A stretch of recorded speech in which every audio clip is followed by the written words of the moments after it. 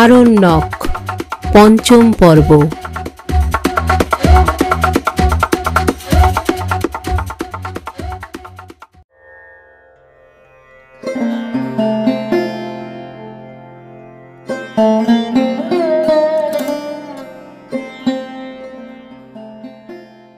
লবটুলিয়ার উত্তর প্রান্ত খুব বড় একটা হ্রদের মতো। এরকম জলাশয়কে এদেশে বলে কুণ্ডি। এই হ্রদটার নাম সরস্বতী কুণ্ডি। সরস্বতী কুণ্ডির পাড়ের তিন দিকে নিবিড় বন। এ ধরনের বন আমাদের মহালে বা লবটুলিয়াতে নাই। এ বনে বড় বড় বনস্পতিদের নিবিড় সমাবেশ। জলের সান্নিধ্য বশতেই হোক বা যে জন্যই হোক, বনের তলদেশে নানা বিচিত্র লতাপাতা, বন্য পুষ্পের ভিড়। এই বন বিশাল সরস্বতী কুণ্ডির নীল জলকে তিন দিকে অর্ধচন্দ্রাকারে ঘিরিয়া রাখিয়াছে। একদিকে ফাঁকা, সেখান হইতে পূর্ব দিকে বহু দূর প্রসারিত নীল আকাশ ও দূরের শৈলমালা চোখে পড়ে। সুতরাং পূর্ব পশ্চিম কোণের তীরের কোনো এক জায়গায় বসিয়া দক্ষিণ বা বাম দিকে চাহিয়া দেখিলে সরস্বতী কুণ্ডির সৌন্দর্যের অপূর্বতা ঠিক বোঝা যায়। বামে চাহিলে গভীর হইতে গভীরতর বনের মধ্যে দৃষ্টি চলিয়া গিয়া ঘন নিবিড় শ্যামলতার মধ্যে নিজেকে নিজে হারাইয়া ফেলি।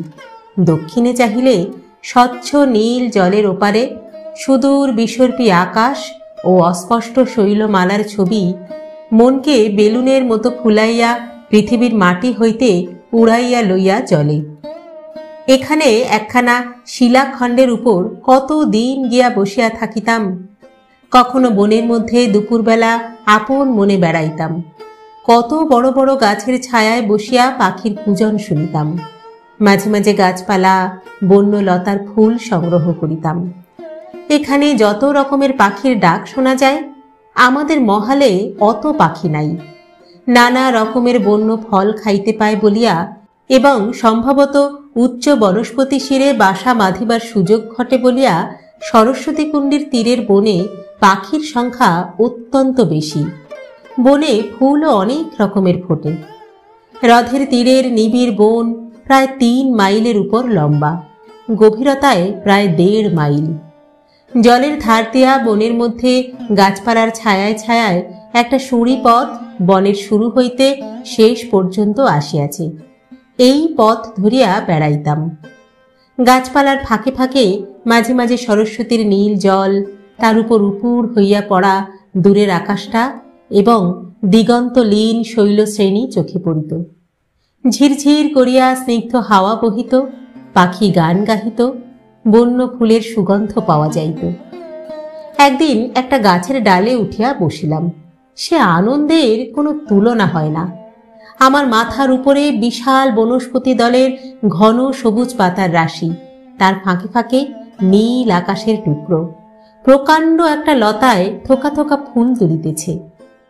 পায়ের দিকে অনেক নিচে ভেজা মাটিতে বড় বড় ব্যাঙের ছাতা গজাইয়াছে। এখানে আসিয়া বসিয়া শুধু ভাবিতে ইচ্ছা হয়। কত রকমের কত নব অনুভূতি মনে আসিয়া যে জোটে। এক প্রকার অতল সমাহিত অতিমানস চেতনা ধীরে ধীরে গভীর অন্তঃস্থল হইতে বাহিরের মনে ফুটিয়া উঠিতে থাকে। এ আসে গভীর আনন্দের মূর্তি ধরিয়া। প্রত্যেক বৃক্ষলতার হৃদস্পন্দন যেন নিজের বুকের রক্তের শান্ত স্পন্দনের মধ্যে অনুভব করা যায়। আমাদের যেখানে মহাল, সেখানে পাখির এত বৈচিত্র্য নাই। সেখানটায় যেন অন্য জগৎ। তার গাছপালা, জীবজন্তু অন্য ধরনের। পরিচিত জগতে বসন্ত যখন দেখা দিয়াছে, লবটুলিয়াতে তখন একটা কোকিলের ডাক নাই, একটা পরিচিত বসন্তের ফুল নাই। সে যেন রুক্ষ কর্কশ ভৈরবী মূর্তি। সৌম্য সুন্দর বটে, কিন্তু মাধুর্যহীন। মনকে অভিভূত করে ইহার বিশালতায়, রুক্ষতায়। কোমল বর্জিত খাড়া সুর, মালকোষ কিংবা চৌতালের ধ্রুপদ মিষ্টত্বের কোনো পর্দার ধার মারাইয়া চলে না। সুরের গাম্ভীর্য উদাত্ত রূপে মনকে অন্য এক স্তরে লইয়া পৌঁছাইয়া দেয়। সরস্বতী কুণ্ডী সেখানে ঠুংরি। সুমিষ্ট সুরের মধুর ও কোমল বিলাসিতায় মনকে আর্দ্র ও স্বপ্নময় করিয়া তোলে। স্তব্ধ দুপুরে ফাল্গুন চৈত্র মাসে এখানে তীরতরুর ছায়ায় বসিয়া পাখির কুজন শুনিতে শুনিতে মন কত দূরে চলিয়া যাইত। বন্য নিম গাছের সুগন্ধি নিম ফুলের সুবাস ছড়াইত বাতাসে। জলে জলজ লিলির দল ফুটিত। কতক্ষণ বসিয়া থাকিয়া সন্ধ্যার পর সেখান হইতে উঠিয়া আসিতাম। নাড়া বৈহার জরিপ হইতেছে প্রজাদের মধ্যে বিলির জন্য। আমিনদের কাজ দেখাইবার জন্য প্রায় সেখানে যাইতে হয়। ফিরিবার পথে মাইল 2 দক্ষিণ পূর্ব দিকে একটু ঘুরিয়া যাই, শুধু সরস্বতী কুণ্ডের এই বনভূমিতে ঢুকিয়া বনের ছায়ায় খানিকটা বেড়াইবার লোভে। সেদিন ফিরিতেছিলাম বেলা 3টার সময়। খড় রৌদ্রে বিস্তীর্ণ রৌদ্রদগ্ধ প্রান্তর পার হইয়া ঘরমাক্ত কলেরবে বনের মধ্যে ঢুকিয়া ঘন ছায়ায় ছায়ায় জলের ধার পর্যন্ত গেলাম। প্রান্তর সীমা পার হইয়া জলের কিনারা প্রায় 1.5 মাইলের কম নয়, কোনো কোনো স্থানে আরও বেশি। একটা গাছের ডালে ঘোড়া বাঁধিয়া নিবিড় ঝোপের তলায় একখানা অয়েল ক্লথ পাতিয়া একেবারে শুইয়া পড়িলাম। ঘন ঝোপের ডালপালা চারিধার হইতে এমনভাবে আমায় ঢাকিয়াছে যেন বাহির হইতে আমায় কেউ দেখিতে পাইবে না। 2 হাত উপরে এই গাছপালা, মোটা মোটা কাঠের মতো শক্ত গুঁড়িওয়ালা কি এক প্রকার বনলতা জড়াজড়ি করিয়া ছাদ রচনা করিয়াছে। একটা কি গাছ হইতে হাতখানেক লম্বা বড় বড় বন শিমের মতো সবুজ সবুজ ফল আমার প্রায় বুকের কাছে দুলিতেছে। আর একটা কি গাছ ডালপালা প্রায় অর্ধেক ঝোপটাই জুড়িয়া, তাহাতে কুচো কুচো ফল ধরিয়াছে। ফুলগুলি এত ছোট যে কাছে না গেলে চোখে পড়ে না, কিন্তু কি ঘন নিবিড় সুবাস সে ফুলের। ঝোপের নিভৃত তল ভারাক্রান্ত সেই অজানা বনপুষ্পের সুবাসে। পূর্বেই বলিয়াছি, সরস্বতী কুণ্ডের বন পাখির আড্ডা। এত পাখিও আছে এখানকার বনে, কত ধরনের কত রং বেরঙের পাখি। শ্যামা, শালিক, হরটিট, বনটিয়া, ফ্রেজাল্ট ক্রো, চড়াই, ছাতারে, ঘুঘু, হরিয়াল। উঁচু গাছের মাথায় বাজবৈরি, চিল, কুল্লো। সরস্বতীর নীল জলে বক, শিল্লি, রাজহাঁস, মানিক পাখি, ডাক প্রভৃতি জলচর পাখি। পাখির কাকলিতে মুখর হইয়া উঠিয়াছে ঝোপের উপরটা। কি বিরক্তই করে তারা, তাদের উল্লাস ভরা অবাক কুজনে কান পাতা দেয়। অনেক সময় মানুষকে যেন গ্রাহ্যই করে না। আমি শুইয়া আছি দেখিতেছে, আমার চারিপাশে হাত 1.5 দূরে তারা ঝুলন্ত ডালপালায় বসিয়া কিচকিচ করিতেছে। আমার প্রতি কোনো ভ্রুক্ষেপ নাই। পাখিদের এই অসংকোচ সঞ্চরণ আমার বড় ভালো লাগিত। উঠিয়া বসিয়াও দেখিয়াছি, তারা ভয় পায় নাই। একটু উড়িয়া গেল, কিন্তু একেবারে দেশ ছাড়া হইয়া পালায় না। খানিক পরে নাচিতে নাচিতে বকিতে বকিতে আবার অত্যন্ত কাছে আসিয়া পড়ে। এইখানেই একদিন প্রথম বন্য হরিণ দেখিলাম। জানিতাম বন্য হরিণ আমাদের মহলের জঙ্গলে আছে, কিন্তু এর আগে কখনো চোখে পড়ে নাই। শুইয়া আছি, হঠাৎ কিসের পায়ের শব্দে উঠিয়া বসিয়া মাথার শিয়রের দিকে চাহিয়া দেখি ঝোপের নিভৃততর দুর্গম অঞ্চলে নিবিড় লতাপাতার জড়াজড়ির মধ্যে আসিয়া দাঁড়াইয়াছে একটা হরিণ। ভালো করিয়া চাহিয়া দেখি বড় হরিণ নয়, হরিণ শাবক। সে আমায় দেখিতে পাইয়া অবোধ বিস্ময়ে বড় বড় চোখে আমার দিকে চাহিয়া আছে। ভাবিতেছে এ আবার কোন অদ্ভুত জীব। খানিকক্ষণ কাটিয়া গেল, দুজনেই নির্বাক নিষ্পন্দ। 8 মিনিট পরে হরিণ শিশুটা যেন ভালো করিয়া দেখিবার জন্য আর একটু আগাইয়া আসিল। তার চোখে ঠিক যেন মনুষ্য শিশুর মতো সাগ্রহ কৌতূহলের দৃষ্টি। আরো কাছে আসিত কিনা জানি না, আমার ঘোড়াটা সে সময় হঠাৎ পা নাড়িয়া গা ঝাড়া দিয়া ওঠাতে হরিণ শিশু চকিত ও ত্রস্তভাবে ঝোপের মধ্য দিয়া দৌড়াইয়া তাহার মায়ের কাছে গেল সংবাদটা দিতে। তারপর কতক্ষণ ঝোপের তলায় বসিয়া রহিলাম। গাছের ফাঁকে ফাঁকে চোখে পড়ে সরস্বতী কুণ্ডীর নীল জল অর্ধচন্দ্রাকারে দূর শৈলমালার পাদদেশ পর্যন্ত প্রসারিত। আকাশ নীল, মেঘের লেশ নাই কোনো দিকে। কুণ্ডীর জলচর পাখির দল ঝগড়া, কলরব ও তুমুল দাঙ্গা করিয়াছে। একটা গম্ভীর ও প্রবীণ মানিক পাখি তীরবর্তী এক উচ্চ বনস্পতির শীর্ষে বসিয়া থাকিয়া থাকিয়া তাহার বিরক্তি জ্ঞাপন করিতেছে। জলের ধারে ধারে বড় বড় গাছের মাথায় বকের দল এমন ঝাঁক বাঁধিয়া আছে যে দূর হইতে মনে হয় যেন সাদা সাদা থোকা থোকা ফুল ফুটিয়াছে। রোদ ক্রমশ রাঙা হইয়া আসলো। ওপারে শৈলচূড়ায় যেন তামার রং ধরিয়াছে। বকের দল ডানা মেলিয়া উড়িতে আরম্ভ করিল। গাছপালার মগডালে রোদ উঠিয়া গেল। পাখির কুজন বাড়িল, আর বাড়িল অজানা বন কুসুমের সেই সুঘ্রাণটা। অপরাহ্নের ছায়ায় গন্ধটা যেন আরও ঘন এবং আরও সুমিষ্ট হইয়া উঠিয়াছে। একটা বেজি খানিক দূর হইতে মাথা উঁচু করিয়া আমার দিকে এক দৃষ্টে চাহিয়া দেখিতেছে। কি নিভৃত শান্তি, কি অদ্ভুত নির্জনতা! এতক্ষণ তো এখানে আছি, 3.5 ঘন্টার কম নয়। বন্য পাখির কাকলি ছাড়া অন্য কোনো শব্দ শুনি নাই। আর পাখিদের পায়ে পায়ে ডালপালার মচমচানি, শুষ্ক পত্র বা লতার টুকরো পতনের শব্দ। মানুষের চিহ্ন কোনো দিকে নাই। নানা বিচিত্র ও বিভিন্ন গড়ন বনস্পতিদের শীর্ষদেশে। এই সন্ধ্যার সময় রাঙা রোদ পড়িয়া তাদের শোভা হইতেছে বড় অদ্ভুত। তাদের কত গাছের মগডাল জড়াইয়া লতা উঠিয়াছে। এক ধরনের লতাকে এদেশে বলে ভিওরা লতা, আমি তাহার নাম দিয়েছি ভোমরা লতা। সে লতা যে গাছের মাথায় উঠিবে তাকে আষ্টে পৃষ্ঠে জড়াইয়া ধরিয়া থাকে। এই সময় ভোমরা লতায় ফুল ফোটে, ছোট ছোট বন জুঁইয়ের মতো সাদা সাদা ফুলে কত বড় বড় গাছের মাথা আলো করিয়া রাখিয়াছে। অতি চমৎকার সুঘ্রাণ তার, অনেকটা যেন প্রস্ফুটিত সর্ষে ফুলের মতো, তবে অতটা উগ্র নয়। সরস্বতী কুণ্ডীর বনে কত বন্য শিউলি গাছ। শিউলি গাছের প্রাচুর্য এক এক জায়গায় এত বেশি যেন মনে হয় শিউলির বন। বড় বড় শিলাখণ্ডের উপর শরতের প্রথম সকালবেলা রাশি রাশি শিউরি ফুল ঝরিয়া পড়িয়াছিল। দীর্ঘ একরকম কর্কশ ঘাস সেই পাথরের আশেপাশে। বড় বড় ময়না কাটার গাছ তার সঙ্গে জড়াইয়াছে। কাঁটা, ঘাস, শিলাখণ্ড সবেতেই রাশি রাশি শিউলি ফুল। আর্দ্র ছায়া গহন স্থান, তাই সকালের ফুল এখনো শুকাইয়া যায় নাই। সরস্বতী রথকে কত রূপেই দেখিলাম। লোকে বলে সরস্বতী কুণ্ডীর জলে বাঘ আছে।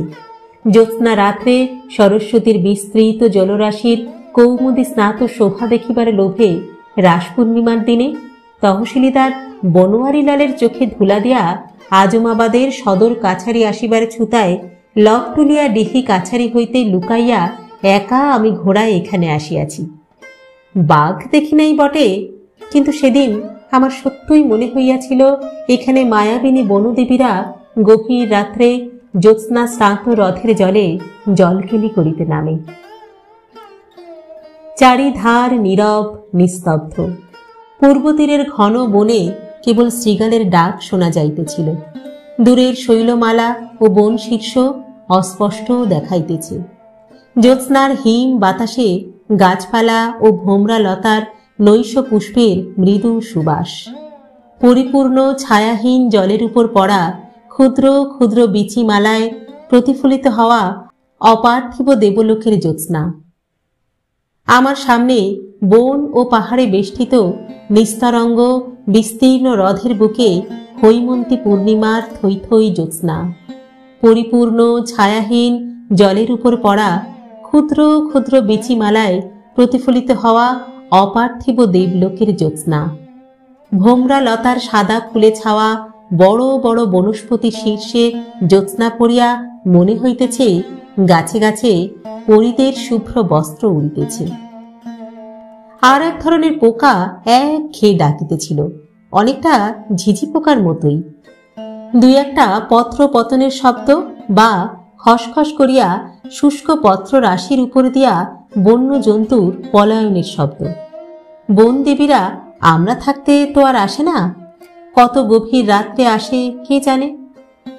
আমি বেশি রাত পর্যন্ত হিম সহ্য করিতে পারি নাই, ঘণ্টাখানেক থাকিয়াই ফিরিয়া আসি।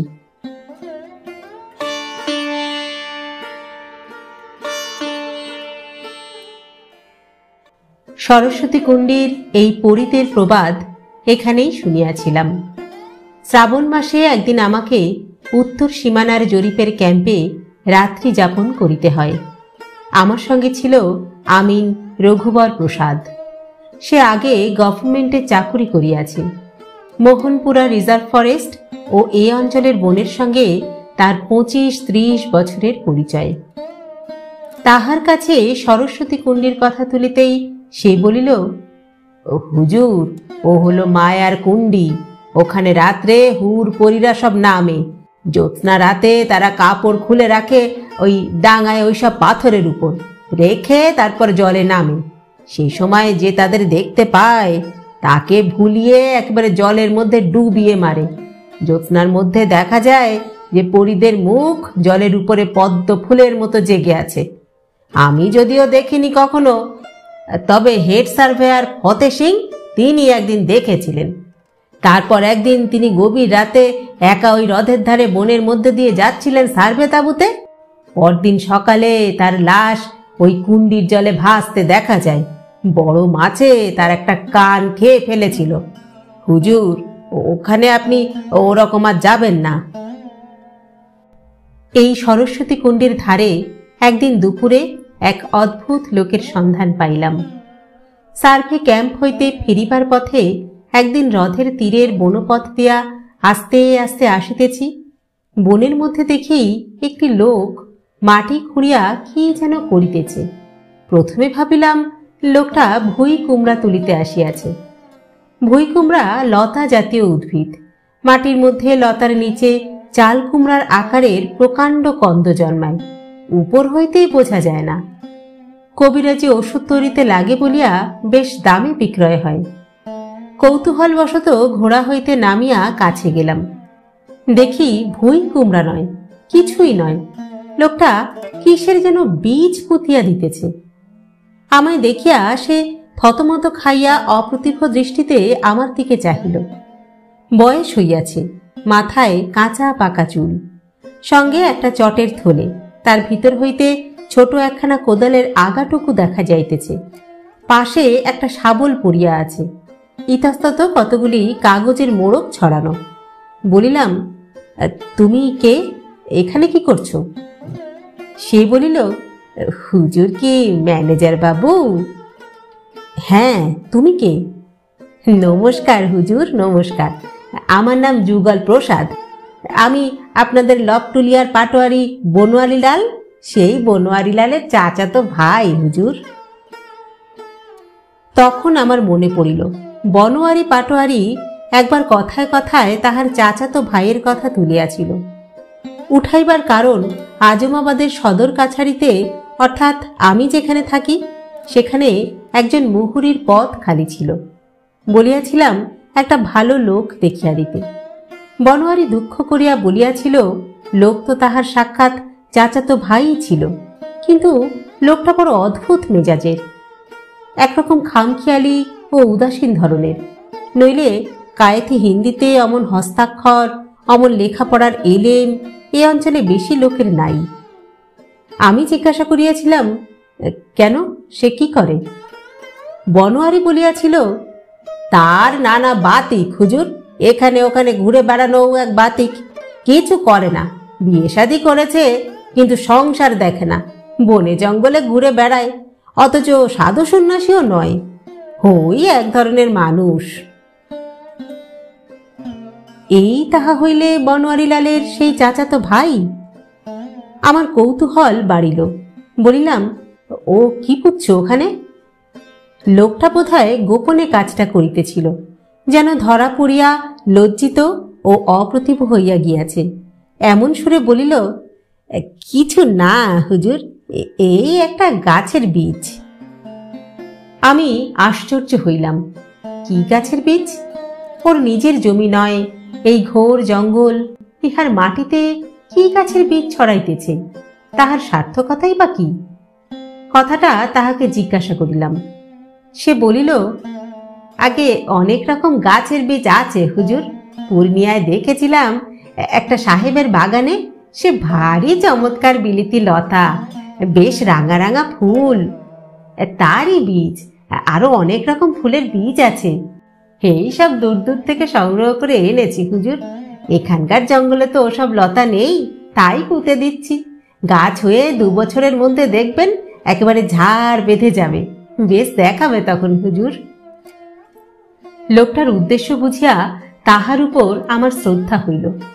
লোকটা সম্পূর্ণ বিনা স্বার্থে একটা বিস্তৃত বন্যভূমির সৌন্দর্য বৃদ্ধি করিবার জন্য নিজের পয়সা ও নিজের সময় ব্যয় করিতেছে, যে বনে তাহার নিজের ভূসত্ব কিছুই নাই।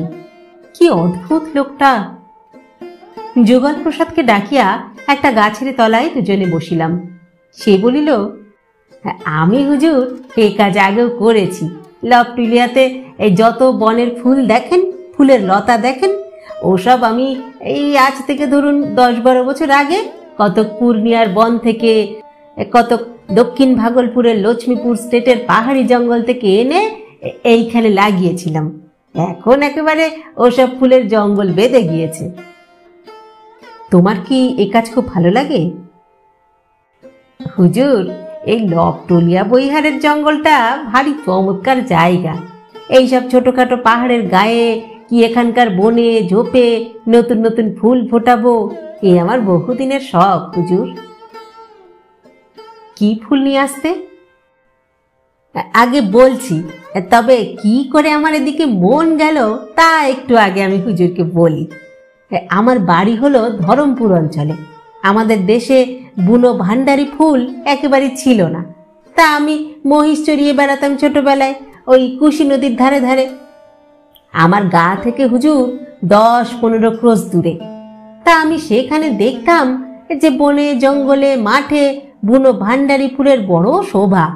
সেখান থেকে বীজ নিয়ে গিয়ে আমি দেশে লাগাই। এখন আমাদের অঞ্চলের পথের ধারে, বন ঝোপে, কি লোকের বাড়ির পেছনে, বড় জমিতে ভান্ডির ফুলের একেবারে জঙ্গল হয়ে গেছে। সেই থেকে আমার এই দিকে মাথা গেল, যেখানে যে ফুল নেই সেখানে সেই ফুলের গাছ, সেই ফুলের লতা নিয়ে গিয়ে পুঁতব। এই হলো আমার শখ। সারা জীবন ওই করে করেই আমি ঘুরেছি হুজুর। এখন ও কাজে একেবারে গুণ হয়ে গেছি।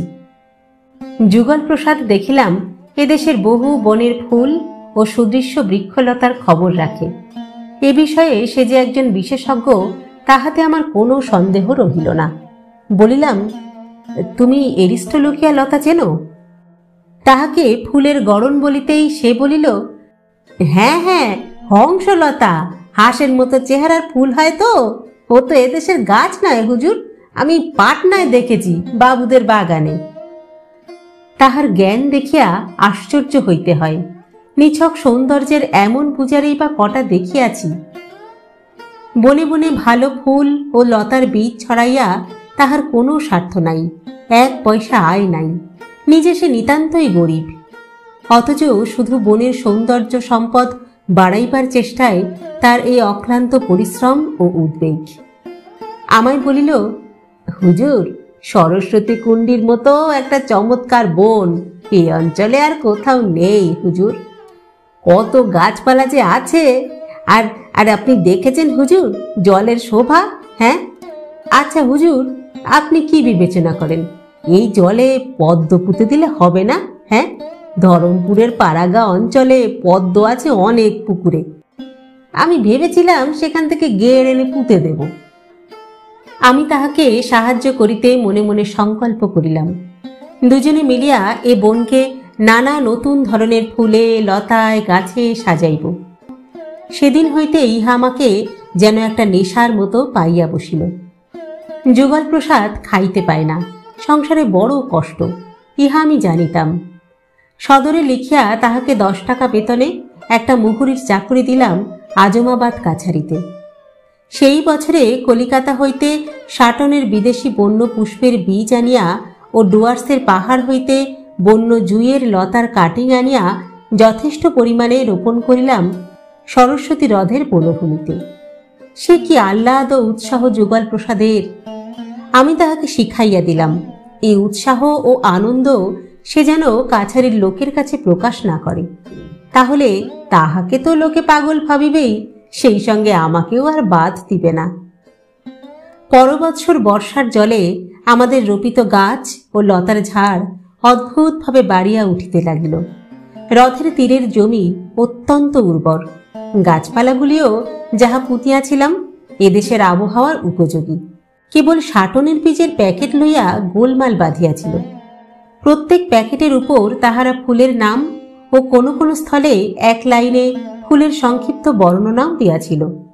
ভালো রং ও চেহারা বাছিয়া বাছিয়া যে বীজগুলি লাগাইলাম তাহার মধ্যে হোয়াইট বিম, রেড ক্যাম্পিয়ন ও স্টিচ ওয়াচ অসাধারণ উন্নতি দেখাইল। ফক্স ক্লাব ও উড অ্যানিমন মন্দ হইল না, কিন্তু অনেক চেষ্টা করিয়াও ডগ রোজ বা হনিসাকেলের চারা বাঁচাইতে পারা গেল না। হলদে ধুতরা জাতীয় এক জাতীয় গাছ হ্রদের ধারে ধারে পুঁতিয়াছিলাম। খুব শীঘ্রই তাহার ফুল ফুটিল। যুগল প্রসাদ পূর্ণিয়ার জঙ্গল হইতে বন্য বয়রালতার বীজ আনিয়াছিল। চারা বাহির হইবার 7 মাসের মধ্যেই দেখি কাছাকাছি অনেক ঝোপের মধ্যে বয়রালতায় একেবারে ছাইয়া গিয়াছে। বয়রালতার ফুল যেমন সুদৃশ্য তেমনি মৃদু সুবাস। হেমন্তের প্রথমে একদিন দেখিলাম বয়রালতায় অজস্র কুঁড়ি ধরিয়াছে। যুগল প্রসাদকে খবরটা দিতেই সে কলম ফেলিয়া আজমাবাদ কাছারি হইতে 7 মাইল দূরবর্তী সরস্বতী হ্রদের তীরে প্রায় দৌড়াইতে দৌড়াইতেই আসিল। আমায় বলিল, লোকে বলেছিল হুজুর বয়রালতা জন্মাবেও বটে আর বাড়বেও বটে, কিন্তু ওর ফুল ধরবে না। সব লতায় নাকি ফুল ধরে না, তা দেখুন কেমন কুঁড়ি এসেছে। হ্যাঁ, হ্রদের জলে ওয়াটার ক্রোপ্ট বলিয়া এক প্রকার জলজ ফুলের গেড় পুঁতিয়াছিলাম। সে গাছ হু হু করিয়া এত বাড়িতে লাগিল যে যুগল প্রসাদের ভয় হইল জলে পদ্মের স্থান বুঝি ইহারা বেদখল করিয়া ফেলে। বোগেনভেলিয়া লতা লাগাইবার ইচ্ছা ছিল, কিন্তু শহরের শৌখিন পার্ক বা উদ্যানের সঙ্গে এতই এর সম্পর্কটা জড়ানো যে আমার ভয় হইল সরস্বতী কুণ্ডীর বনে ফুলে ভরা বোগেনভেলিয়ার ঝোপ ইহার বন্য আকৃতি নষ্ট করিয়া ফেলিবে। যুগল প্রসাদেরও এসব বিষয়ে মত আমারই ধরনের, সেও বারণ করিল। অর্থ ব্যয়ও কম করি নাই। একদিন গণনী তেওয়ারির মুখে শুনিলাম কারো নদীর ওপারে জয়ন্তী পাহাড়ের জঙ্গলে এক প্রকার অদ্ভুত ধরনের বন্য পুষ্প হয়। ওদেশে তাহার নাম দুধিয়া ফুল। হলুদ গাছের মতো পাতা, অত বড়ই প্রায় গাছ। খুব লম্বা একটা ডাঁটা ঠেলিয়া উঁচু দিকে 3-4 হাত ওঠে। একটা গাছে 4-5টা ডাঁটা হয়। প্রত্যেক ডাঁটায় 4টি করিয়া হলদে রঙের ফুল ধরে। দেখিতে খুব ভালো তো বটেই, এবং ভারী সুন্দর তার সুবাস। রাত্রে অনেক দূর পর্যন্ত সুগন্ধ ছড়ায়।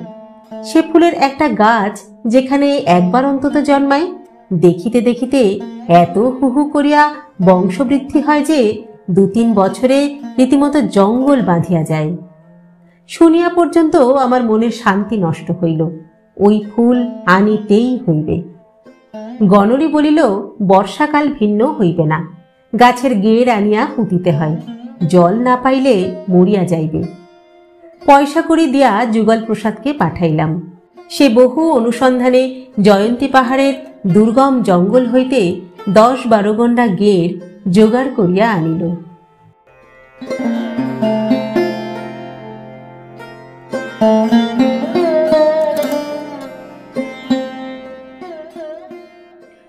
নবম পরিচ্ছেদ। প্রায় 3 বছর কাটিয়া গিয়াছে। এই 3 বছরে আমার অনেক পরিবর্তন ঘটিয়াছে। লকটুলিয়া ও আজমাবাদের বন্য প্রকৃতি কি মায়া কাজল লাগাইয়া যে দিয়াছে আমার চোখে। শহরকে একরকম যেন ভুলিয়াই গিয়াছি। নির্জনতার মোহ, নক্ষত্র ভরা উদার আকাশের মোহ আমাকে এমনি পাইয়া বসিয়াছে যে মধ্যে একবার কয়েকদিনের জন্য পাটনায় গিয়া ছটফট করিতে লাগিলাম। কবে পিচ ঢালা বাধা রাস্তার গণ্ডি ছাড়াইয়া চলিয়া যাইব লপটুলিয়া বৈহারে। পেয়ালার মতো উপর করা নীল আকাশের তলে মাঠের পর মাঠ, অরণ্যের পর অরণ্য, যেখানে তৈরি রাজপথ নেই, ইটের ঘরবাড়ি নাই, মোটর হর্নের আওয়াজ নাই। ঘন ঘুমের ফাঁকে যেখানে কেবল দূর অন্ধকার বনে ঘন শিয়ালের দলের প্রহর ঘোষণা শোনা যায়, নয়তো ধাবমান নীলগায়ের দলের সম্মিলিত পদধ্বনি, নয়তো বন্য মহিষের গম্ভীর আওয়াজ। আমার উপরওয়ালারা ক্রমাগত আমাকে চিঠি লিখিয়া তাগেদা করিতে লাগিলেন, কেন আমি এখানকার জমি প্রজাপিলি করিতেছি না। আমি জানি আমার তাহাই একটি প্রধান কাজ বটে, কিন্তু এখানে প্রজা বসাইয়া প্রকৃতির এমন নিভৃত কুঞ্জবনকে নষ্ট করিতে মন সরে না।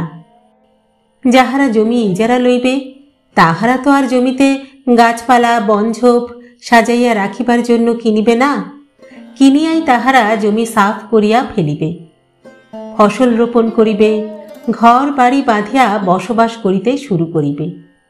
এই নির্জন শোভাময় বন্য প্রান্তর, অরণ্য, কুণ্ডি, শৈলমালা জনপদে পরিণত হবে। লোকের ভিড়ে ভয় পাইয়া বন লক্ষ্মীরা ঊর্ধ্বশ্বাসে পালাইবেন।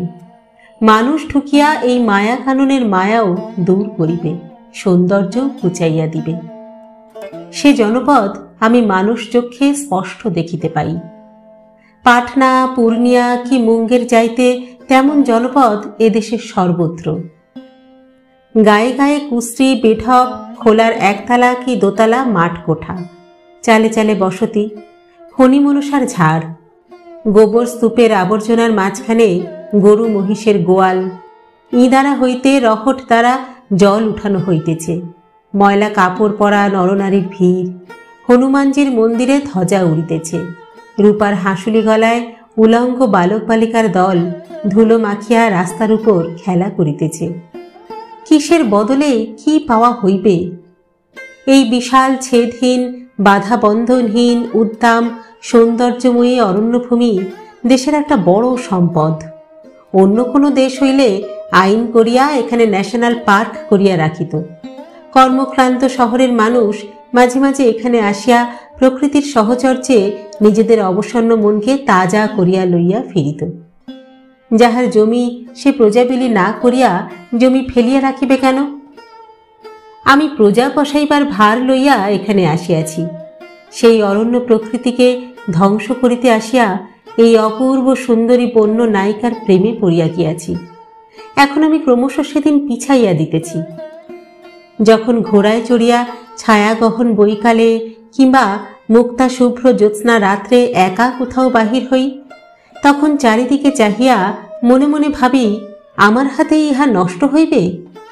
জ্যোৎস্না লোকে উদাস আত্মহারা শিলাস্ত্রিত ধুধু নির্জন বন্য প্রান্তর। কি করিয়াই আমার মন যে ভুলাইয়াছে এই চতুরা সুন্দরী। কিন্তু কাজ যখন করিতে আসিয়াছি তখন করিতেই হইবে।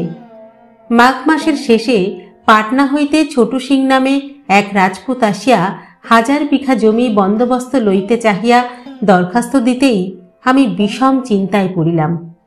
1000 বিঘা জমি দিলে তো অনেকটা জায়গাই নষ্ট হইয়া যাইবে। কত সুন্দর বনঝোপ লতাবিতান নির্মমভাবে কাটা পড়িবে যে। ছোটু সিং ঘোরাঘুরি করিতে লাগিল, আর আমি তাহার দরখাস্ত সদরে পাঠাইয়া দিয়া ছোটু সিংকে কিছু বিলম্বিত করিবার চেষ্টা করিলাম।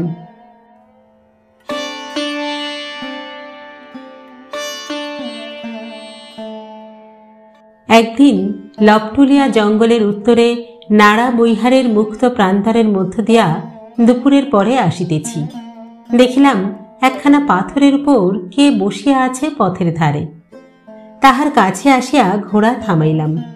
লোকটির বয়স 60-এর কম নয়, পরনে ময়লা কাপড়, একটা ছেঁড়া চাদর গায়ে। এই জনশূন্য প্রান্তরে লোকটা কি করিতেছে একা বসিয়া? সে বলিল, আপনি কি বাবু? আমি বলিলাম, আমি এখানকার কাছারির কর্মচারী। ও, আপনি কি ম্যানেজার বাবু? কেন বলো তো? তোমার কোনো দরকার আছে? হ্যাঁ, আমি ম্যানেজার। লোকটা উঠিয়া আমার দিকে আশীর্বাদের ভঙ্গিতে হাত তুলিল, বলিল, হুজুর, আমার নাম মোটুকনাথ পাড়ে, ব্রাহ্মণ, আপনার কাছে যাচ্ছি। কেন? হুজুর, আমি বড় গরিব, অনেক দূর থেকে হেঁটে আসছি হুজুরের নাম শুনে। 3 দিন ধরে পথ হাঁটছি হুজুর, যদি আপনার কাছে চলাচলতির কোনো একটা উপায় হয়। আমার কৌতূহল হইল, জিজ্ঞাসা করিলাম, এই কদিন জঙ্গলের পথে তুমি কি খেয়ে আছো?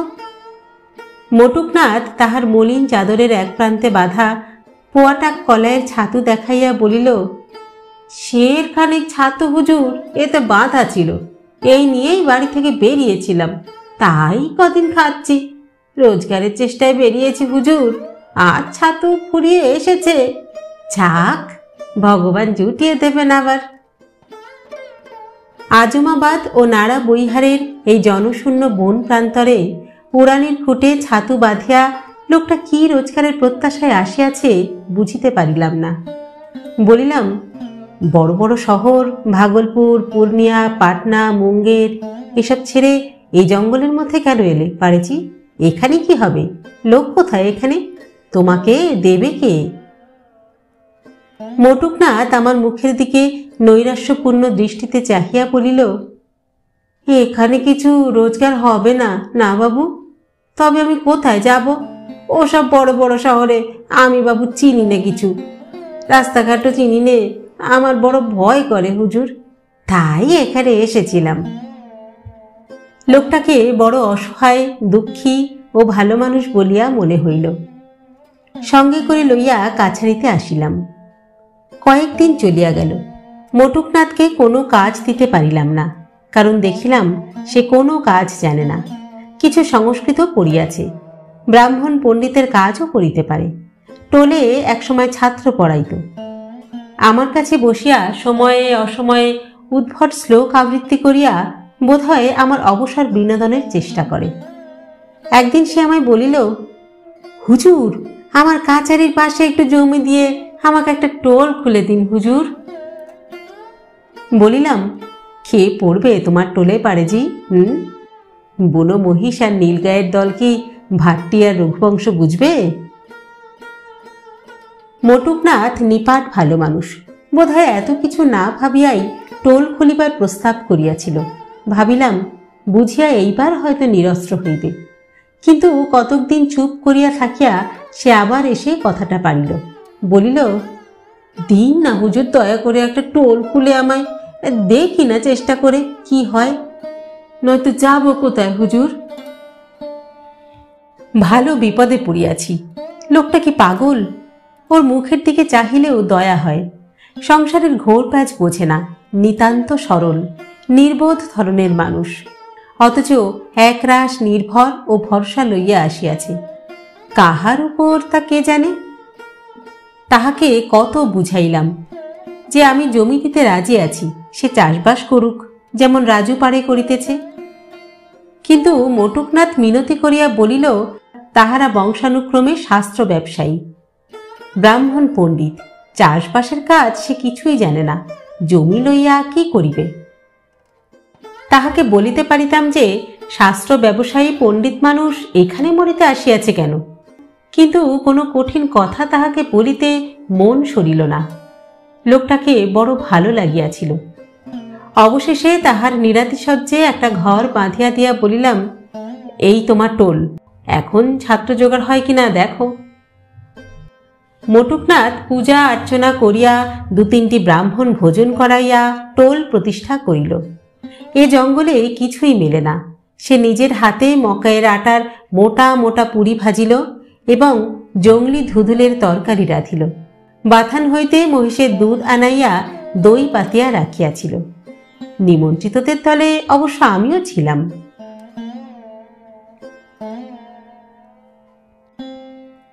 টোল খুলিয়া কিছুদিন মোটুকনাথ বড় মজা করিতে লাগিল। পৃথিবীতে এমন সব মানুষও থাকে। সকালে স্নানান্নিক সারিয়া সে টোল ঘরে একখানা বন্য খেজুর পাতায় বোনা আসনের উপর গিয়া বসে। এবং সম্মুখে মুগ্ধ বোধ খুলিয়া সূত্র আবৃত্তি করে, ঠিক যেন কাহাকেও পড়াইতেছে। এমন চেঁচাইয়া পড়ে যে আমি আমার আপিস ঘরে বসিয়া কাজ করিতে করিতেও শুনিতে পাই।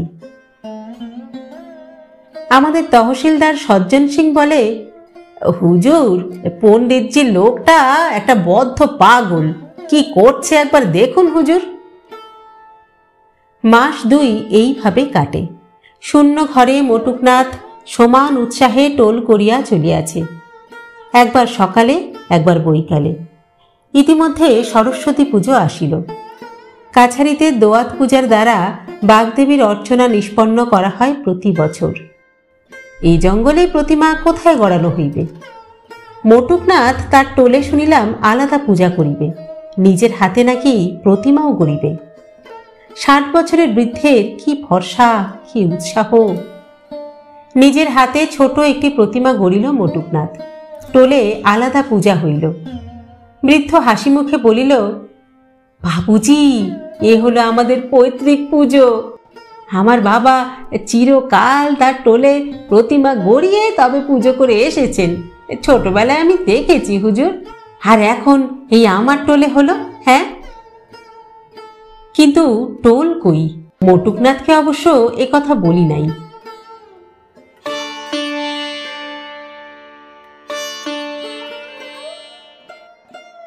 সরস্বতী পূজার দিন 10-12 পরে মটুকনাথ পণ্ডিত আমাকে আসিয়া জানাইল যে তাহার টোলে একজন ছাত্র আসিয়া ভর্তি হইয়াছে। আজ সে নাকি কোথা হইতে আসিয়া পৌঁছিয়াছে। মটুকনাথ ছাত্রটিকে আমার সামনে হাজির করাইল। 14-15 বছরের কালো শীর্ণকায় বালক, মৈথিলি ব্রাহ্মণ, অত্যন্ত গরিব। পরনের কাপড়খানি ছাড়া দ্বিতীয় বস্ত্র পর্যন্ত নাই। মটুকনাথের উৎসাহ দেখে কি! নিজে খাইতে পায় না, অথচ সেই মুহূর্তে সে ছাত্রটির ভরণ পোষণের ভার গ্রহণ করিয়া বসিল। ইহাই তাহার কুলপ্রথা। টোলের ছাত্রের সকল প্রকার অভাব অনটন এতদিন তাহাদের টোল হইতে নির্বাহ হইয়া আসিয়াছে। বিদ্যা শিখিবার আশায় যে আসিয়াছে তাহাকে সে ফিরাইতে পারিবে না। মাস 2 মধ্যে দেখিলাম আরও 2-3টি ছাত্র জুটিল টোলে। ইহারা একবেলা খায়, একবেলা খায় না। সিপাহীরা চাঁদা করিয়া মকাইয়ের ছাতু, আটা, চিনার দানা ইত্যাদি দেয়। কাছারি হইতে আমিও কিছু সাহায্য করি। জঙ্গল হইতে বাথুয়া শাক তুলিয়া আনে ছাত্ররা, তাহাই সিদ্ধ করিয়া খাইয়া হয়তো একবেলা কাটাইয়া দেয়। মটুকনাথেরও সেই অবস্থা। রাত 10টা-11টা পর্যন্ত মটুকনাথ শুনি ছাত্র পড়াইতেছে টোলের সামনের একটা হর্তুকি গাছের তলায়, অন্ধকারেই অথবা জ্যোৎস্নালোকে, কারণ আলো জ্বালাইবার তেল জোটে না। একটা জিনিস লক্ষ্য করিয়া আশ্চর্য হইয়াছি, মটুকনাথ টোল ঘরের জন্য জমি ও ঘর বাঁধিয়া দেওয়ার প্রার্থনা ছাড়া আমার কাছে কোনো দিন কোনো আর্থিক সাহায্য চায় নাই। কোনোদিন বলে নাই যে আমার চলে না, একটা উপায় করুন না। কাহাকেও সে কিছু জানায় না। সিপাহীরা নিজের ইচ্ছায় যা দেয় তাই নেয়। বৈশাখ হইতে ভাদ্র মাসের মধ্যে মটুকনাথের টোলের ছাত্র সংখ্যা বেশ বাড়িল। 10-12টি বাপে খেদানো মায়ে তাড়ানো গরিব বালক বিনা পয়সায় অল্প আয়াসে খাইতে পাইবার লোভে নানা জায়গা হইতে আসিয়া জুটিয়াছে। কারণ এসব দেশে কাকের মুখে কথা ছড়ায়। ছাত্রগুলোকে দেখিয়া মনে হইল ইহারা পূর্বে মহিষ চড়াইত। কাহারও মধ্যে এতটুকু বুদ্ধির উজ্জ্বলতা নাই। ইহারা পড়িবে কাব্য ব্যাকরণ। মটুকনাথকে নিরীহ মানুষ পাইয়া পরিবার ছুতায় তাহার ঘাড়ে বসিয়া খাইতে আসিয়াছে। কিন্তু মটুকনাথের এসব দিকে খেয়াল নাই। সে ছাত্র পাইয়া মহা খুশি। একদিন শুনিলাম টোলের ছাত্রগণ কিছু খাইতে না পাইয়া উপবাস করিয়া আছে, সেই সঙ্গে মটুকনাথও। মটুকনাথকে ডাকাইয়া ব্যাপার জিজ্ঞাসা করিলাম। কথাটা ঠিকই। সিপাহীরা চাঁদা করিয়া যে আটা ও ছাতু দিয়াছিল তাহা ফুরাইয়াছে। কয়েকদিন রাত্রে শুধু বাথুয়া শাক সিদ্ধ আহার চলিয়াছিল, আজ তাহাও পাওয়া যায় নাই। তাহা ছাড়া উহা খাইয়া অনেকের অসুখ হওয়াতে কেহ খাইতে চাহিতেছে না। আমি বলিলাম, এখন কি করবে পণ্ডিতজি? কিছু তো ভেবে পাচ্ছি নে হুজুর। ছোট ছোট ছেলেগুলো না খেয়ে থাকবে? আমি উহাদের সকলের জন্য সিধা বাহির করিয়া দিবার ব্যবস্থা করিলাম, দুদিনের উপযুক্ত চাল, ডাল, ঘি, আটা ইত্যাদি। বলিলাম, টোল তুমি চালাবে কি করে পণ্ডিতজি? ও বরং তুমি উঠিয়েই দাও, খাবেই বা কি আর খাওয়াবেই বা কি? দেখিলাম সে আমার কথায় আঘাত পাইয়াছে। বলিল, তাও কি হয় হুজুর, তৈরি টোল কি আর আমি ছাড়তে পারি? ও যে আমাদের পৈতৃক ব্যবসা। মটুকনাথ সদানন্দ লোক, তাহাকে এসব বুঝাইয়া ফল নাই। সে ছাত্র কয়টি লইয়া মনের সুখেই আছে দেখিলাম। আমার এই বনভূমির এক প্রান্ত যেন সেকালের ঋষিদের আশ্রম হইয়া উঠিয়াছে মটুকনাথের কৃপায়। টোলের ছাত্ররা কলরব করিয়া পড়াশুনো করে, মুগ্ধবোধের সূত্র আওড়ায়, কাছারির লাউ কুমড়ার মাচা হইতে ফল চুরি করে, ফুল গাছের ডাল পাতা ভাঙিয়া ফুল লইয়া যায়, এমনকি মাঝে মাঝে কাছারির লোকজনের জিনিসপত্রও চুরি হইতে লাগিল। সিপাহীরা বলা বলি করিতে লাগিল যে এ টোলের ছাত্রদেরই কাজ। একদিন নায়েবের ক্যাশ বাক্স খোলা অবস্থায় তাহার ঘরে পড়িয়াছিল। কে তাহার মধ্য হইতে কয়েকটি টাকা ও নায়েবের একটি ঘষা মরা সোনার আংটি চুরি করিল। তাহা লইয়া খুব হৈ হৈ করিল সিপাহীরা। মটুকনাথের এক ছাত্রের কাছে কয়েকদিন পরে আংটিটা পাওয়া গেল। সে কোমরের ঘুনশিতে বাঁধিয়া রাখিয়াছিল। কে দেখিতে পাইয়া কাছারিতে আসিয়া বলিয়া দিল। ছাত্র বামাল শুদ্ধ ধরা পড়িল। আমি মটুকনাথকে ডাকাইয়া পাঠাইলাম। সে সত্যিই নিরীহ লোক। তাহার ভালো মানুষের সুযোগ গ্রহণ করিয়া দুর্দান্ত ছাত্রেরা যাহা খুশি করিতেছে। উহাকে বলিলাম যে টোল ভাঙিবার দরকার নাই, অন্তত কয়েকজন ছাত্রকে তাড়াইতেই হইবে। বাকি যাহারা থাকিতে চায় আমি জমি দিতেছি, উহারা নিজেদের মাথার ঘাম পায়ে ফেলিয়া জমিতে কিছু মকাই, চীনা ঘাস ও তরকারির চাষ করুক। খাদ্যশস্য যাহা উৎপন্ন হইবে তাহাতেই উহাদের চলিবে। মটুকনাথ এই প্রস্তাব ছাত্রদের কাছে করিল। 12 জন ছাত্রের মধ্যে 8 জন শুনিবা মাত্রই পালাইল, 4 জন রহিয়া গেল। তাও আমার মনে হয় বিদ্যানুরাগের জন্য নয়, নিতান্ত কোথাও কোনো উপায় নাই বলিয়া। পূর্বে মহিষ চড়াইত, এখন না হয় চাষ করিবে। সেই হইতে মটুকনাথের টোল চলিতেছে মন্দ নয়।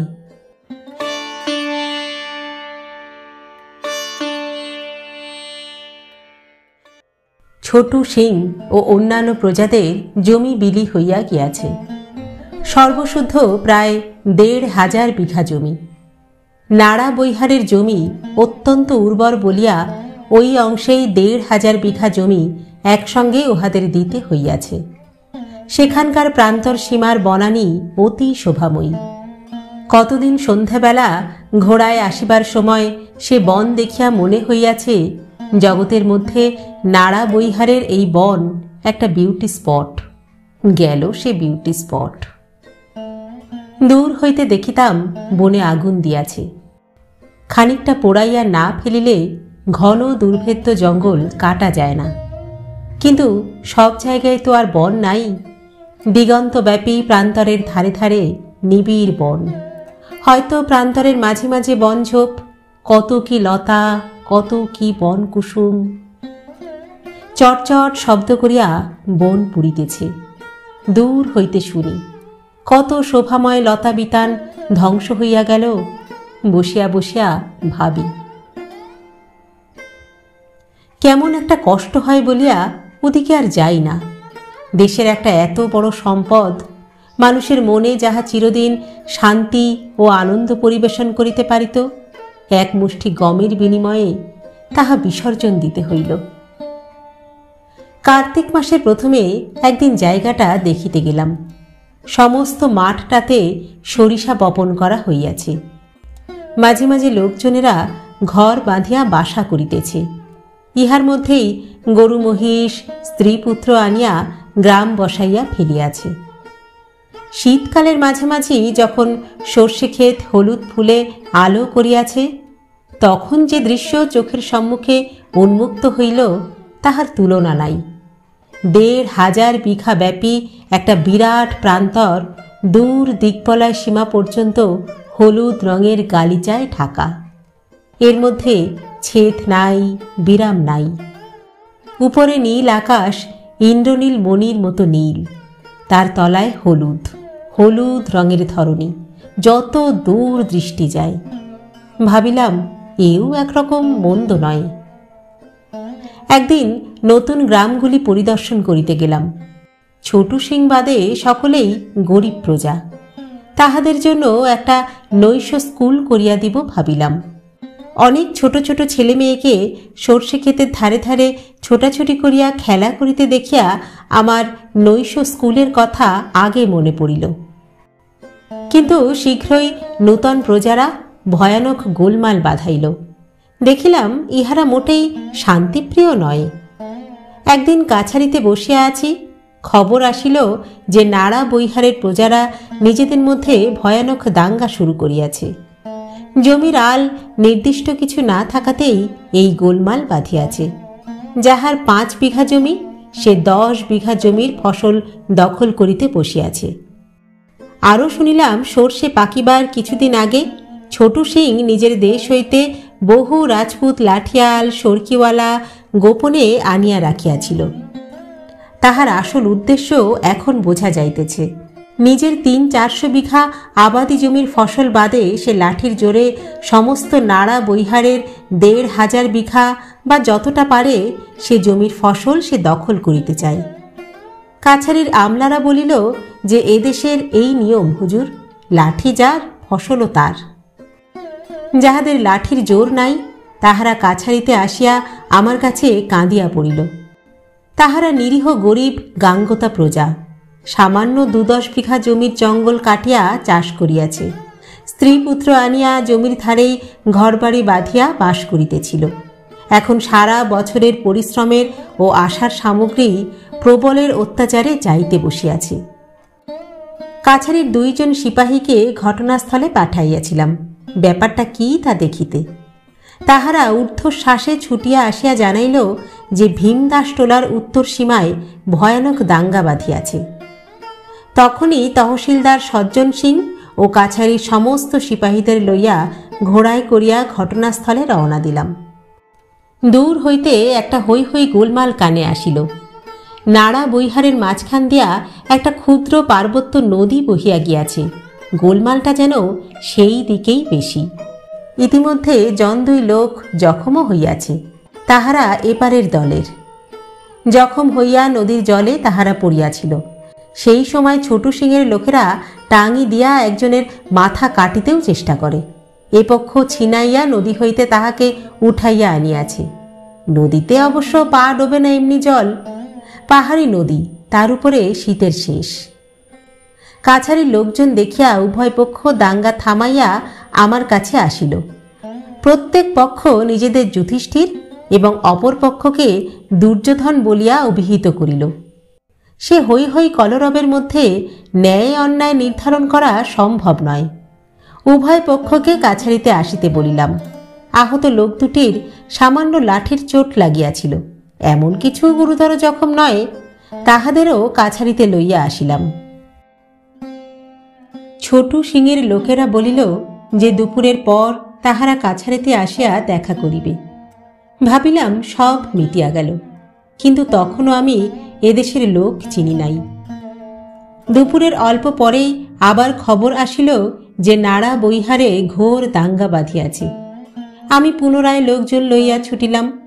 একজন ঘোড়সাওয়ারকে 15 মাইল দূরবর্তী নওগাছিয়া থানায় রওনা করিয়া দিলাম। গিয়া দেখি ওবেলার মতোই ব্যাপার। ছোটু সিং এবেলা আরও অনেক লোক জড়ো করিয়া আনিয়াছে। শুনিলাম রাসবিহারী সিং রাজপুত ও নন্দলাল ওঝা গোলাওয়ালা ছোটু সিংকে সাহায্য করিতেছে। ছোটু সিং ঘটনাস্থলে ছিল না। তাহার ভাই গজাধর সিং ঘোড়ায় চাপিয়া কিছু দূরে দাঁড়াইয়াছিল। আমায় আসতে দেখিয়া সে সরিয়া পড়িল। এবার দেখিলাম রাজপুত দলের 2 জনের হাতে বন্দুক রহিয়াছে।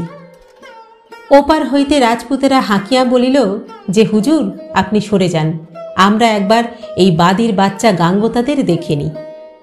আমার দলবল গিয়া আমার হুকুমে উভয় দলের মাঝখানে দাঁড়াইল। আমি তাহাদিগকে জানাইলাম যে নওগাছিয়া থানায় খবর গিয়াছে, এতক্ষণ পুলিশ অর্ধেক রাস্তা প্রায় আসিয়া গিয়াছে। ওসব বন্দুক কার নামে?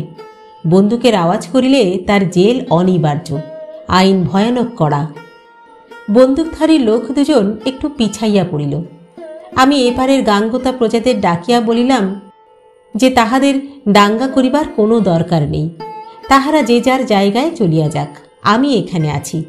আমার সমস্ত আমলা ও সিপাহীরাও আছে। ফসল লুট হয় তো আমি দায়ী। গাঙ্গতা দলের সর্দার আমার কথার উপর নির্ভর করিয়া নিজের লোকজন হটাইয়া কিছু দূরে একটা বাকাইন গাছের তলায় গিয়া দাঁড়াইল। আমি বলিলাম, ওখানে না, একেবারে সোজা বাড়ি গিয়ে ওঠো, বুঝেছ? পুলিশ আসছে। রাজপুতেরা অত সহজে দমিবার পাত্রই নয়। তাহারা এপারে দাঁড়াইয়া নিজেদের মধ্যে কি যেন পরামর্শ করিতে লাগিল। তহসিলদারকে জিজ্ঞাসা করিলাম, কি ব্যাপার বলো তো সজ্জন সিং, আমাদের উপর কি ওরা চড়াও হবে নাকি? তহসিলদার বলিল, হুজুর, ওই যে নন্দলাল ওঝা গোলাওয়ালা জুটেছে, ওকেই ভয় হয়। ও বদমাইশটা একটা আস্ত ডাকাত। আমি বলিলাম, তাহলে তৈরি হয়ে থেকো, নদী পার কিন্তু কাউকে হতে দেবে না। ঘন্টা 2 সামলে রাখো, তারপরেই পুলিশ এসে পড়বে। রাজপুতেরা পরামর্শ করিয়া কি ঠিক করিল তাহা জানি না। একদল আগাইয়া আসিয়া বলিল, হুজুর, আমরা ওপারে যাব। আমি বলিলাম, কেন? কেন, আমাদের কি ওপারে জমি নেই নাকি? পুলিশের সামনে দাঁড়িয়ে তোমরা সে কথা বলো। পুলিশ তো এসেই পড়ল, আমি তোমাদের এপারে আসতে দিতে পারি রে। কাছারিতে 1 লাখ টাকা সেলামি দিয়ে জমি বন্দোবস্ত নিয়েছি কি আমরা ফসল লোকসান করার জন্যে? এ আপনার কেমন অন্যায় জুলুম হুজুর? সে কথাও পুলিশদের সামনেই তোমরা বলো। তাহলে আমাদের আপনি ওপারে যেতে দেবেন না? না, পুলিশ আসবার আগে তো নয়। আমার মহলে আমি দাঙ্গা হতে দেব না। ইতিমধ্যে কাছারির আরও লোকজন আসিয়া পড়িল। ইহারা আসিয়া রব উঠাইয়া দিল যে পুলিশ আসিতেছে। ছোটু সিংয়ের দল ক্রমশ 2-1 জন করিয়া সরিয়া পড়িতে লাগিল। তখনকার মতো দাঙ্গা বন্ধ হইল বটে, কিন্তু মারপিট, পুলিশ হাঙ্গামা, খুন জখমের সেই যে সূত্রপাত হইল, দিন দিন তাহা বাড়িয়া চলিতে লাগিল বই কমিল না। আমি দেখিলাম ছোটু সিংয়ের মতো দুর্দান্ত রাজপুতকে একসঙ্গে অতটা জমি বিলি করিবার ফলেই যত গোলমালের সৃষ্টি হইয়াছে। ছোটু সিংকে একদিন ডাকাইলাম। সে বলিল, এসবের বিন্দু বিসর্গও সে জানে না। সে অধিকাংশ সময় ছাপড়ায় থাকে। তার লোকেরা কি করে না করে তার জন্য সে কি করিয়া দায়ী? বুঝিলাম লোকটা পাকা ঘুঘু। সোজা কথায় এখানে কাজ হইবার সম্ভাবনা নাই। ইহাকে জব্দ করিতে হইলে অন্য পথ দেখিতে হইবে। সেই হইতে আমি গাঙ্গতা প্রজা ভিন্ন অন্য কোনো লোককে জমি দেওয়া একেবারে বন্ধ করিয়া দিলাম। কিন্তু যে ভুল হইয়া গিয়াছে তাহার কোনো প্রতিকার আর হইল না। নাড়া বৈহারের শান্তি চিরদিনের জন্য ঘুচিয়া গেল।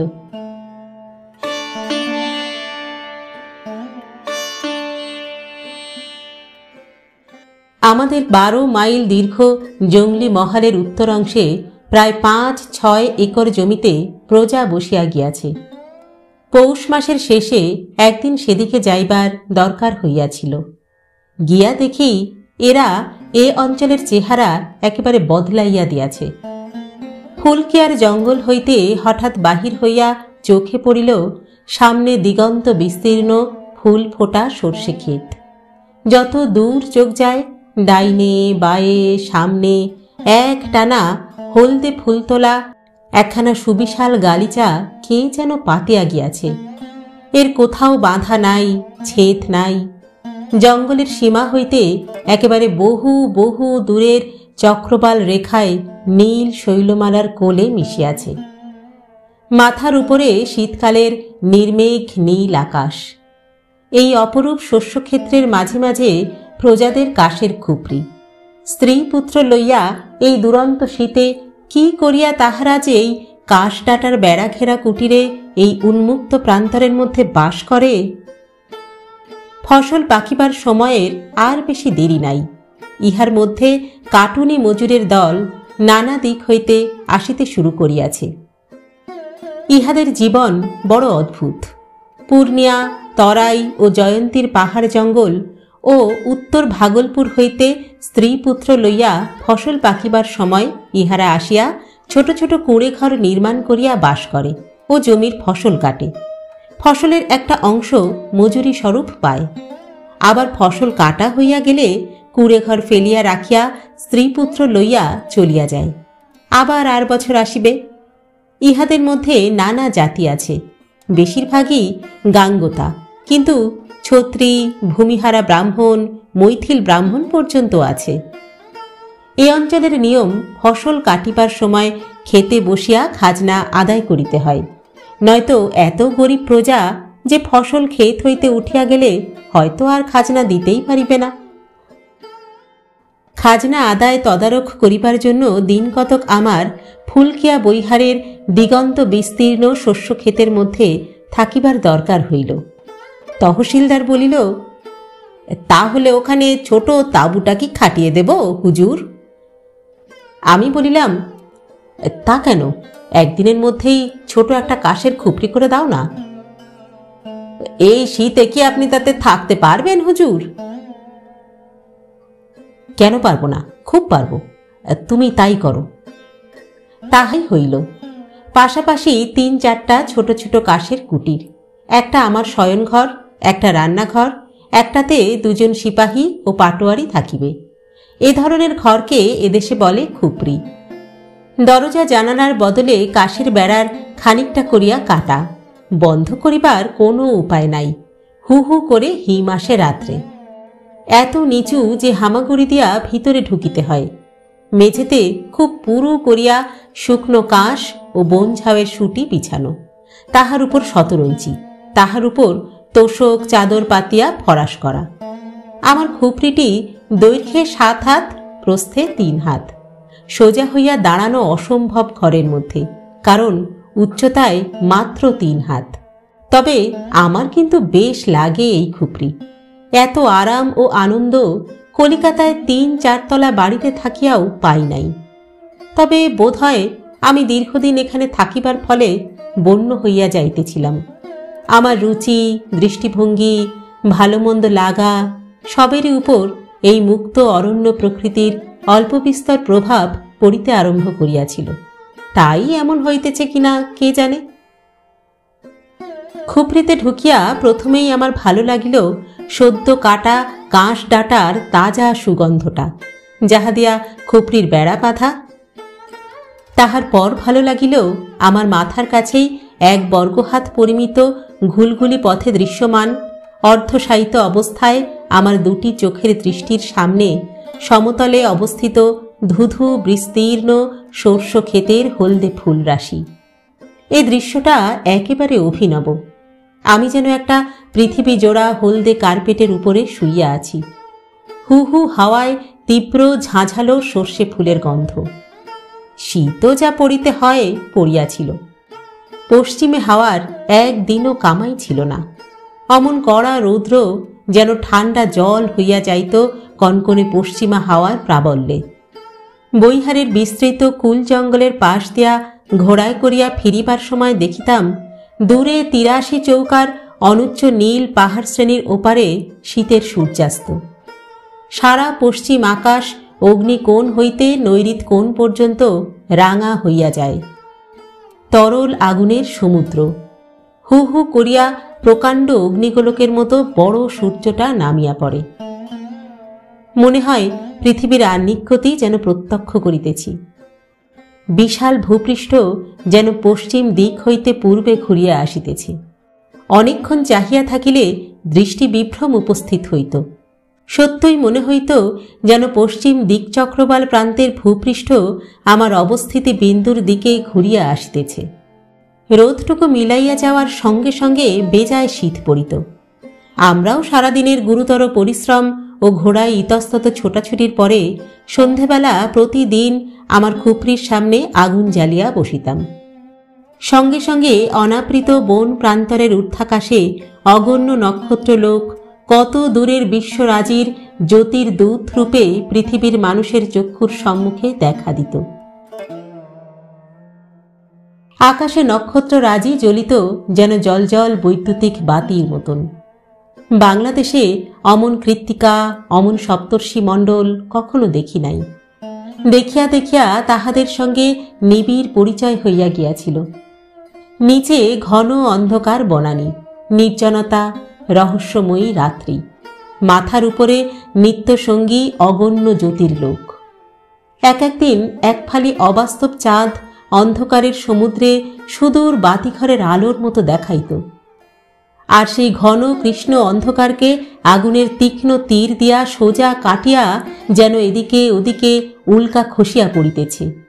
দক্ষিণে, উত্তরে, ঈশানে, নৈঋতে, পূর্বে, পশ্চিমে, সব দিকে এই একটা, ওই একটা, এই দুটো, এই আবার একটা, মিনিটে মিনিটে, সেকেন্ডে সেকেন্ডে।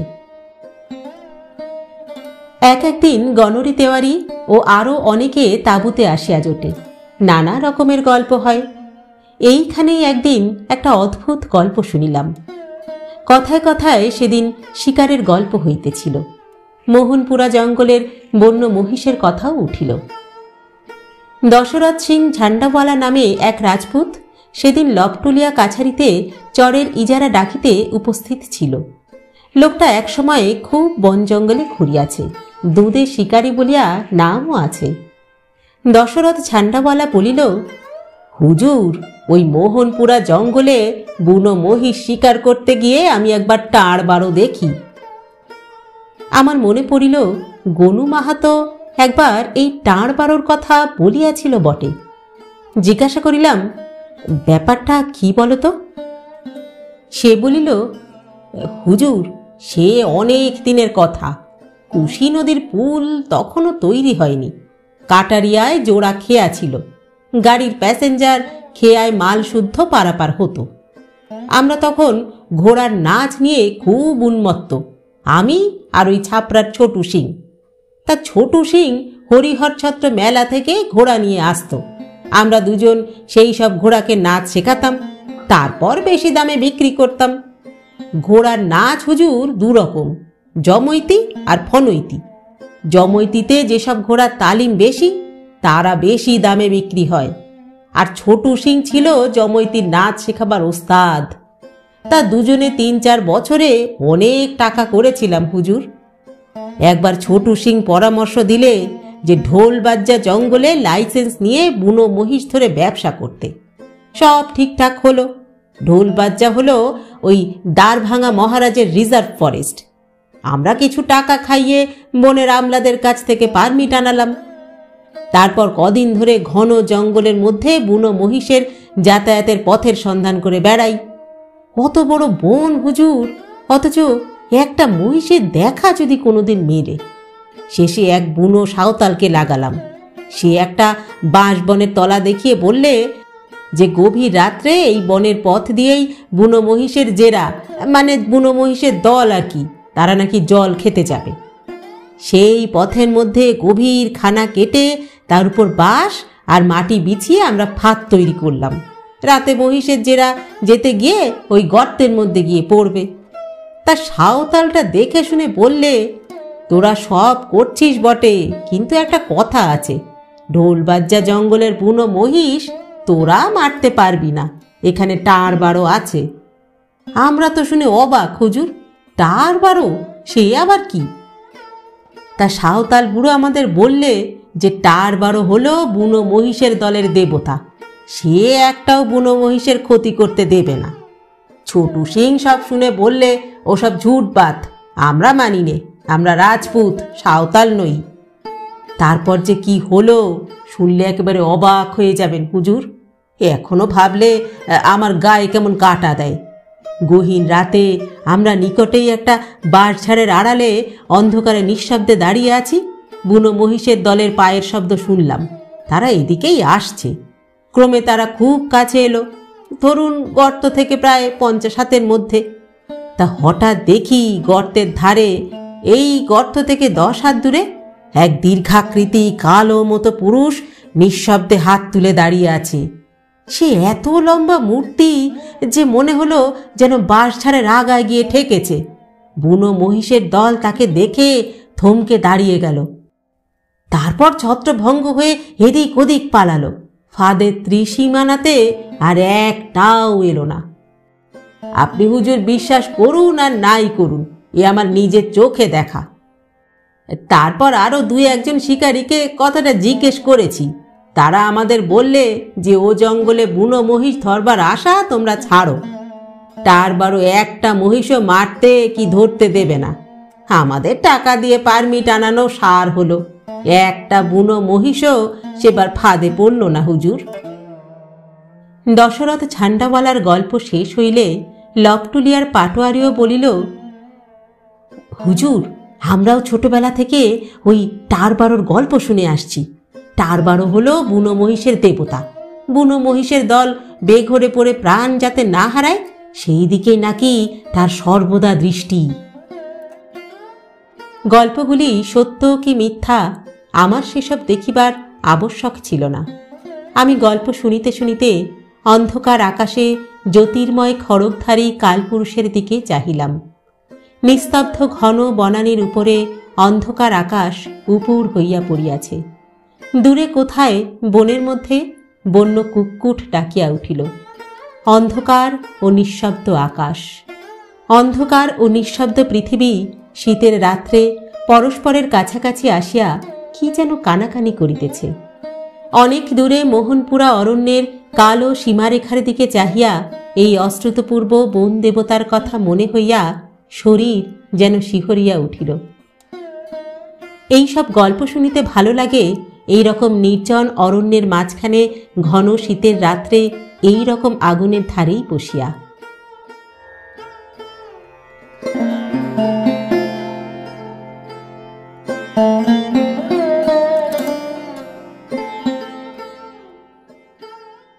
শেষ হল বিভূতিভূষণ বন্দ্যোপাধ্যায়ের আরণ্যক।